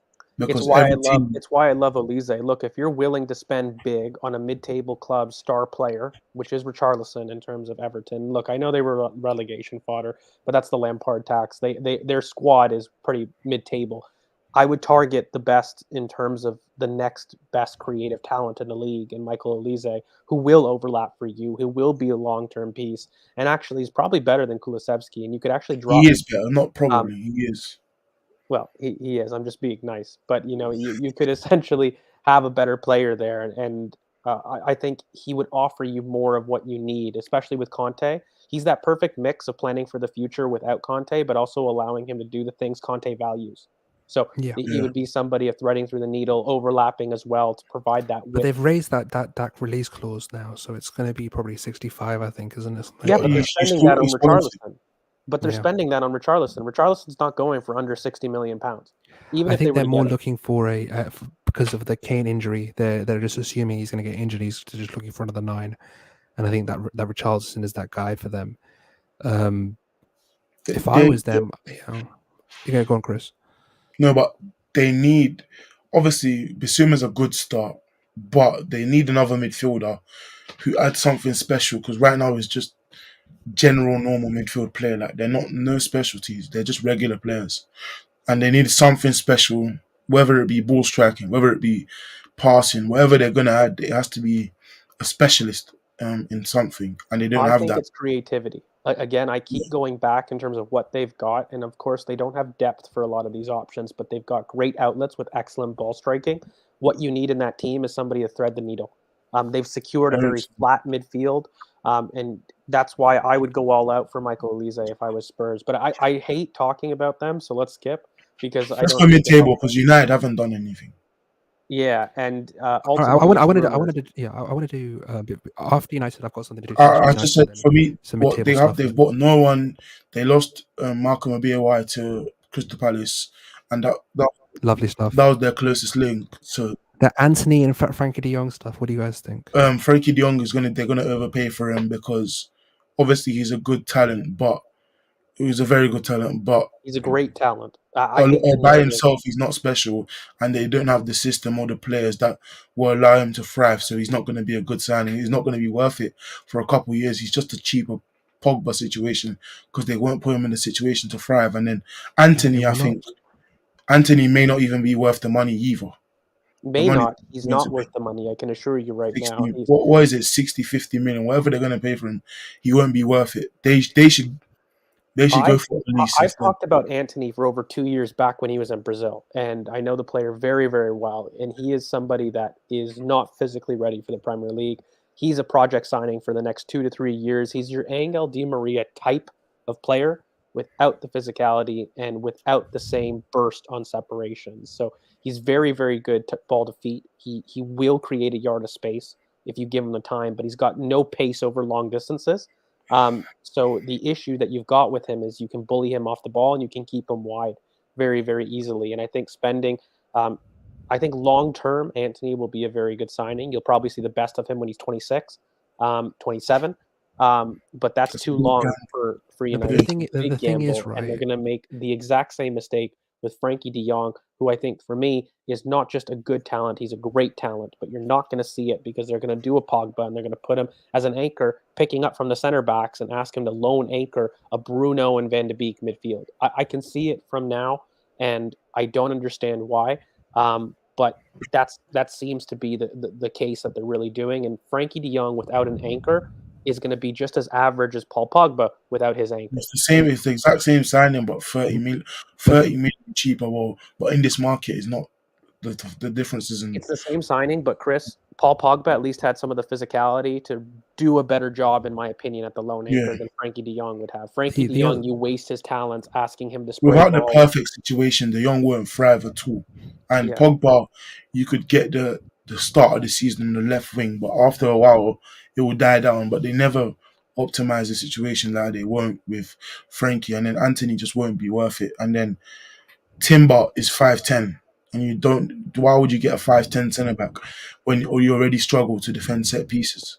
I mean, I think the they other want Ericsson to be paired with McTominay as well, which I don't But understand. Eriksen's the same thing as for Spurs. He's just old. He's too old to justify spending money to bring him in now. They just had Mata. I don't even know if they still have him. They somehow They got let rid of Matt. Matic. Finally, they got rid of Matic.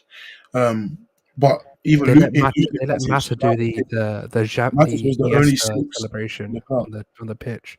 Do They you let know what? Do you know basically. what's? Do you know what's really ironic about all of this is their best signing and link so far in terms of Tyrell is an upgrade long term on their Luke Shaw position, but it's adding another player on the left once again when they're in reality We've it's the said it for right side of time. their How many team. times have we said it that the left side is overstacked and they don't do anything on the right side?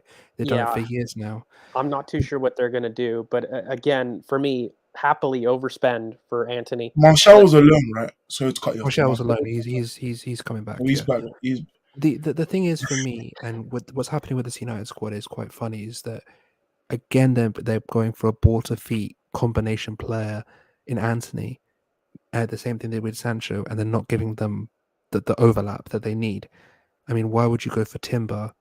Even if you are going to play him at right back, he's not going to be that overlapping right back who's going to give Anthony that time to come inside and combine with and do something fancy and let him create. even if you get the best overlapping right back in the world, Anthony won't be good enough to justify No, the no, no. But money. my point is, if you're going to spend that money on him, at least put him in the right position to succeed, which they're just not Yeah, doing. I know what you're saying, but I'm saying even if you put him in optimal situation, he won't be worth the money. He won't be worth the 50, No, but 60. my point is, what is the thinking going on in terms of if you're going to spend that amount of money on someone that you're not going to make, they're not going to be able to slot right in They've and never, make again, production. that's the issue with them. They've been willing to spend the money, but they've never looked at Exactly. how do They've we never. get the best, how do we get the best ROI, return on investment. Mhm. They've never looked at that for any of their signings. So I don't expect them to start looking now. I thought they would, but I don't expect them to start looking now. Like I said from before the window to so many United fans, your first purchase should be a DM because you haven't done it since Matic, and it looks like they won't another window where they won't sign a DM. But Can we do some before we wrap up? Can we do some? I've got a couple of questions for you guys, and we can just do some quick fire stuff before we end. The first thing is non-big six. You can be Premier League anywhere else. What is the best deal that isn't from one of the big six deals so far, so far? the Chicha core Corre. to Palace is the best. Obviously, Malcolm is a very good one, but he's not to the same level as the Corey. Don't do that face, George. The He's Corey, not. I think, will be a great. What is he? 22 million. He's Yeah. 20 million euros. It's going to be a great deal for Palace, and they needed a midfield rejuvenation with Gallagher going. They still need more, but it's a great start in No, but what midfield. I love is this is going to force Elise to be into the team a lot more. Switching a Gallagher for a Doucouré, basically a right center mid 8 that's a little bit more defensive. And again, a very much a Partey light. Best as that box to box, but can play as your anchor. What you've basically done is you've given the freedom to that right wing to have it what you will. And I think that Michael Elise is going to have one of the better seasons because he's got Chicha Corre covering him. It's going to be phenomenal. I think that's the best deal. I don't think Malcolm. I rate him. I love the guy. No, I wasn't saying he's a big deal. I just said he was. I just wanted to mention him. Yeah, I'm going to go with a bit of an off-field one in Gavin Bazunu. I think that's a great pickup for Southampton as well. I think he's one of the best young keepers in world football right now, and he's going to be someone that's, in terms of if you're replacing Forster with someone, I think he's going to be a great signing for them. I think he does a lot for them. The next question, I really think quickly, Sven Botman's a decent one, but Sven he's Botman not. as well. He's a well, decent one, but I mean, he's not. I Happy to was be there. essentially I was gonna say Botman is pretty decent for Newcastle, but I'm gonna be a little bit out there. And instead of a signing, I think Dan Ashworth, that's a signing for Newcastle, is going to be the best signing that you can really make. From a sporting director side, this guy's top, and I think I don't worry about Newcastle because I have a feeling they go for Moussa Diaby to complete that front three with Wilson and Raphinha. Again, somebody that I don't, depending on the money and what they're able to Raphinha. negotiate. Sorry, You said Wilson and Raphinha. no, I said Moussa Diaby. No, you said Wilson, Musa Raphinha. Diaby, and then you said Wilson and Raphinha.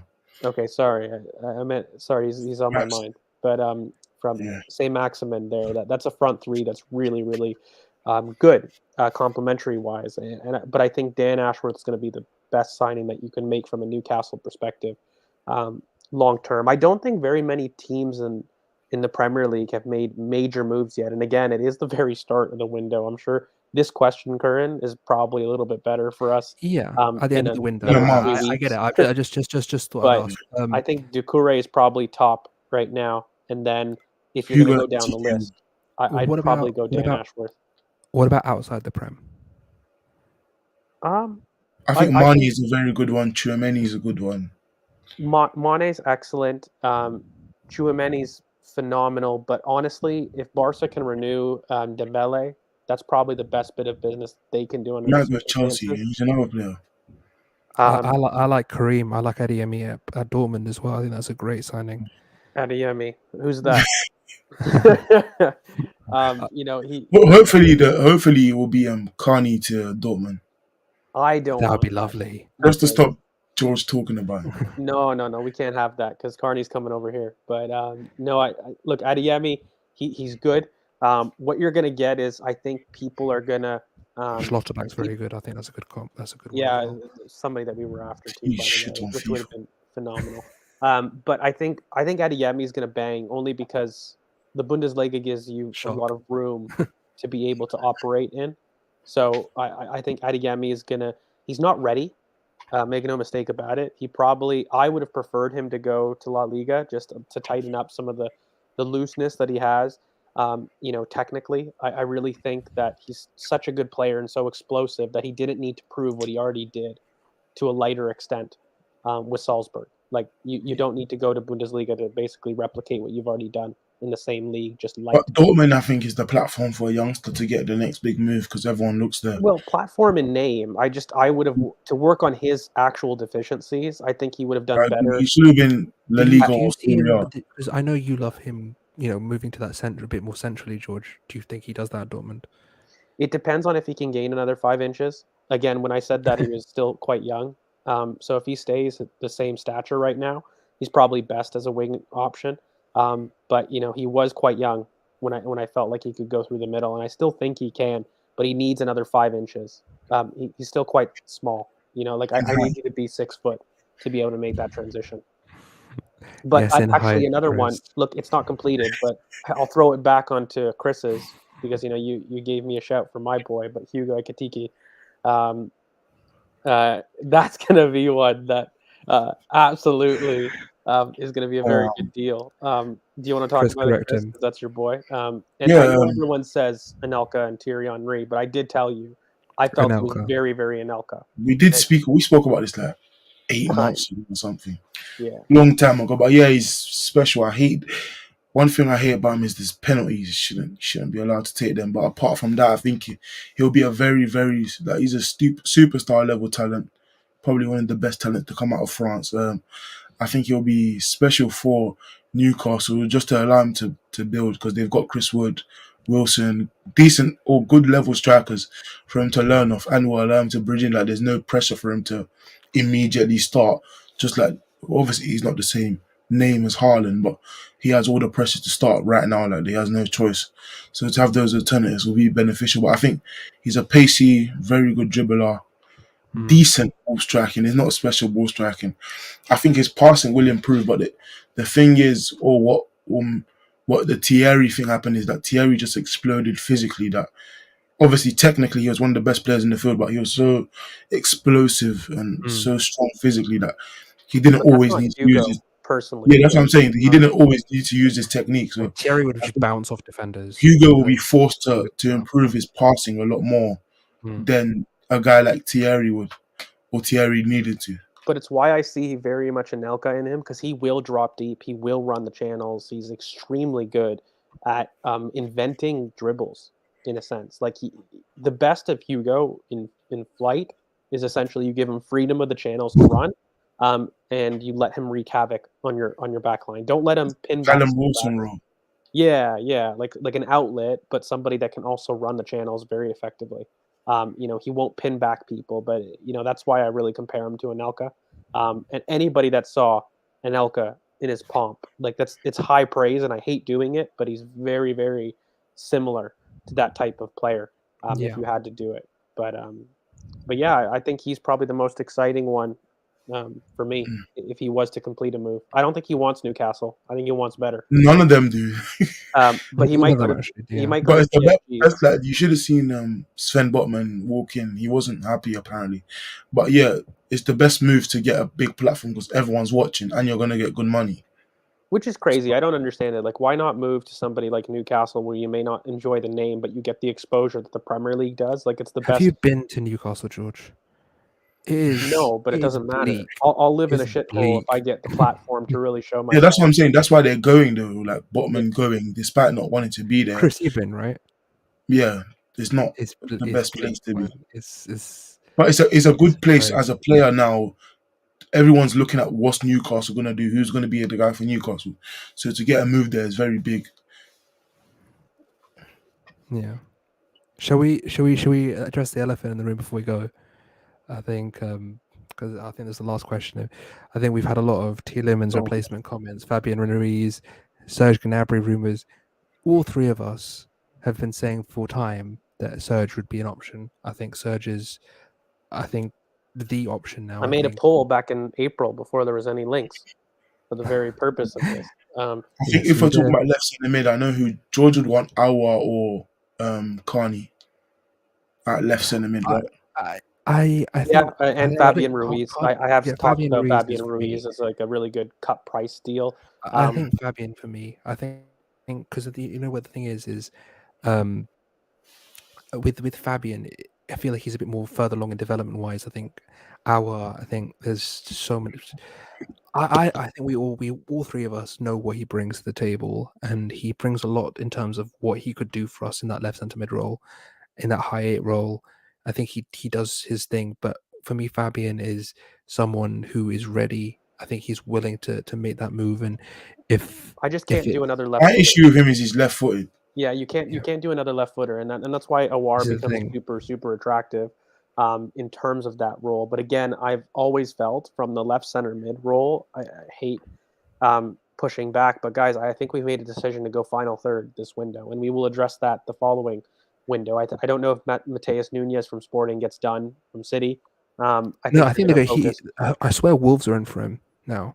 I mean, Yeah. it could be, but I mean, he's a player that's interesting. I think people like a lot of what he could be I've versus watched what him. he He's is quite right nice. now.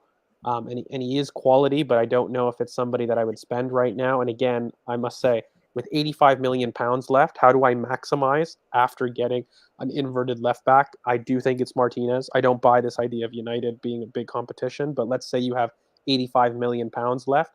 I want goals and I want a killer in the team immediately. That I think solves a ton of issues, and it solves the biggest reason that many people believe that we lost top four, which I don't totally agree with. But what it does do is it gives this young team bravery and confidence that they can go and match anybody in the league. And that I do think is important. When you don't have a consistent goal scorer in the team that guarantees you 15 goals, 20 league goals, then I think it puts a lot of pressure on people.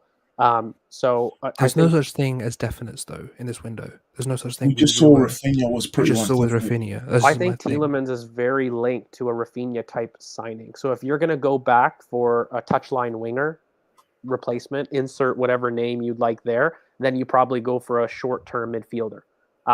I would much rather use the 85 million pounds, not split between two okay options, and I'd rather get a world-class option because, especially getting Lisandro Martinez right now, you've got that versatility covered. And whether people like it or not, Sambi Lakunga is going to be Mikel's project choice for a backup six, and you've got Mohamed Al Neni that you've renewed. So the 6'8" that I want is somebody that the club's not planning for right now.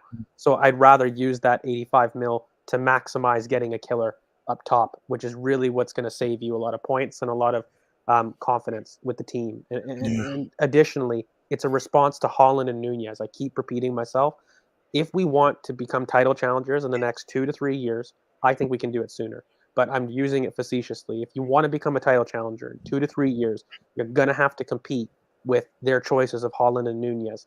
And unless you can tell me that Gabriel Jesus becomes that and you're confident that he can compete with that, I'm not going to be happy unless we get a forward that strikes fear in the same way that Liverpool forwards and Man City forwards have.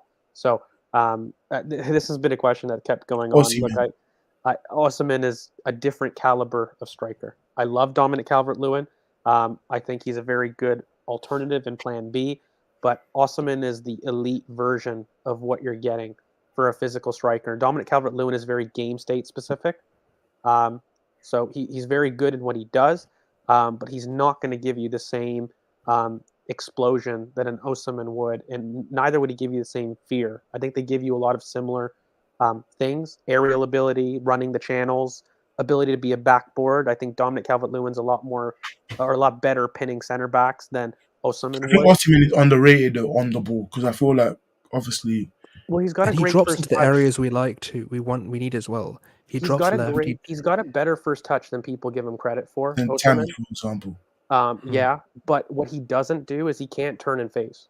Like he is a layoff type guy. He's backboard layoff. He's not turn and face and go one on one. Dribble. Yeah, he but doesn't do that. neither's Dominic Calvert-Lewin. Like that's not what you're getting in terms of a No. link with him either. He's just more able to pin center backs than Osimhen. Osimhen also prefers drifting wide. And that's why I love him, because he prefers drifting wide into the channels, and it pushes the wingers inside for Napoli. And I think that would work phenomenally with Saka and Jesus. Like we need a center presence that can receive but can drift wide to allow our wingers to come inside. And of course, we need someone with aerial ability. And I think these two are probably the best aerial ability strikers on the market. And if we have so many crossers and half space crossers that we've recruited right now, I think it's vital that we complement them with a good aerial presence. Well, I mean, I'll ask Chris before I could give my opinion. I have two signings. I have two different signings, two different scenarios with two different signings in my mind that I think could work. If you had your opinion, your option, if you were Eddie right now, and you had 2 or 3 signings. Yeri's okay, I was getting confused. But Yeah. So if it was these three with Vieira and Turner and all that, I'd rate that 8/9. It's not a 10 out of 10. But I think 8/9. Oh, Jesus as well, obviously. Yeah, so probably 9 out of 10. 9 out of 10 window. Osimhen alone makes it a 9 out of 10. I would have preferred a Senate. I would have wanted, not preferred. I would have wanted a. I don't really see the point of doing both Lisandro and Yuri personally. I just don't. Oh, Yuri is the name that's about, but I wouldn't necessarily want him because he's not a left centre mid. But yeah, I'd go 9 out of 10 because I don't think it's perfection, but I think it's a great window to have. Obviously, Osimhen was my number one target going into the window. Jesus is one of the best isolation wingers you can get, and he can play striker and right wing. And then Martinez is a great inverted fullback. Obviously, Tielemans, regardless of the fact that he's not a left centre mid, he's a good midfielder. So yeah, so 9 out of 10 would be my rating for that one. And Vieira is another very good midfielder as well. So yeah, 9 out of 10. Yeah, I rate that 8 or 9 out of 10. I think probably 8.5, just split it out down the middle. But for me, in terms of what's left, I don't really see the point of doing both Lisandro and Tielemans. It doesn't really make much sense. I feel like we've overloaded with Vieira on that right hand side anyway.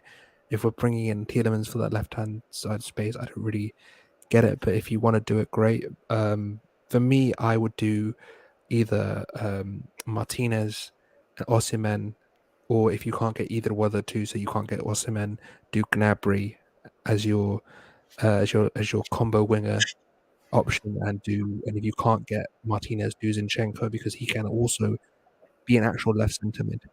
We could actually use. And I think does anybody have any strong feelings on Carlos Soler? Like I know Amelie is. I haven't watched him enough. I mean, either. Yeah, mate, I'm going to have to defer to you a little bit. I'll be honest with you. I've seen him, but I don't want to speak out of turn because I haven't watched him really, really closely. And I know he's got a year left, and he's one of those that could potentially be an option.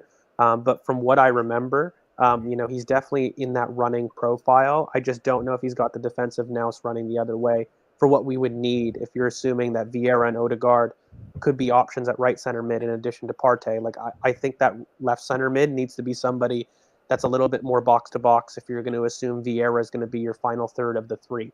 And I'd probably rather give that freedom to Carlos Soler, but I do believe that Vieira is better. So what I'm looking at more in the left center mid is somebody that combines a little bit more box to box tendencies. Personally, And for me, the last thing I want to say is just to respond to this. No, because Aubameyang and Lacazette left, so there's no one above 200. The other thing is, right, is we've expended 50. We were looking to expend 50 on Raphinha, 50 to 55. Gnabry, by all reports, is going for about 40 million. That gives you extra money to expend on wages. So an extra 10 million on wages can offset that. You can basically expend more money on the wages if you spend less on the fee. So it would be a thing we can do. I think it's available. But not even can, but like we've shown it. Like we've broken the biggest reason that you don't like an Aubameyang. Let's just say it what it is you gave 350, the marquee signing, to somebody that would score 30 goals a season that's 32 years old as a long-term play. You're giving this to a 26. By the way, Gnabry is 26, no? 27? Yeah. So you're basically giving a major contract, whatever you want to do it. And by the way, it is 300 max. I don't think it's. He's 27 in 2 weeks. And he's 27 in 2 weeks. So you're giving him for a 4-year contract. He's going to want another one. So you're giving it to a player in his prime. So I don't have a problem with doing that. But I must say, having recruited Jesus, Gnabry doesn't make a terrible amount of sense. They're very much a similar type of player on the wings in terms of excellence that you're getting. You're getting very good isolation 1v1 wingers and players that can play at center striker, but when they do, they drift. So again, I don't know if it makes too much sense to recruit a Gnabry in addition to Jesus. I would have actually preferred Gnabry to Jesus. Over Jesus, yeah. But I think by getting Jesus, it's pretty nailed on, and I'm happy with Jesus as a signing. But yeah. And really quickly, I would just try to rewind, mate. We talked about Doucouré quite a bit earlier in the pod. All right. On that note, I think it's been a 1 hour 50. I think it's nearly one. It's gone 1 o'clock, right? I think thank you for all the continued engagement on the channel. Hopefully we'll have something about Jesus soon. I think he'll be announced soon enough. We have another members video coming for you. I think we've got a members Q&A at some point. We'll let you know when that's going to be. Also on the channel, we're going to have different things. I think we've got an Academy pod coming up. Lots of different things coming up. I'm back on Twitter as well because I missed you guys. But we move. The Twitter is in the description below at BoP Footy, at Bolo Passion on Instagram. All the boys' links down below. He's actually got his finger above his own name. Well done, George. But CK at CK Football, at George V_. Let me say something about Twitter. Yeah, go on. Recently, I've actually been getting good messages and replying to people, so keep it up, guys. And I actually will reply to you.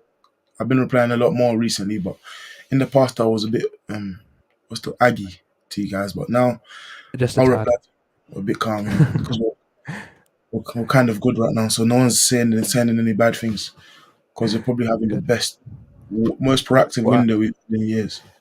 All right. On that note, thank you guys for watching, and we'll see you soon. Bye now.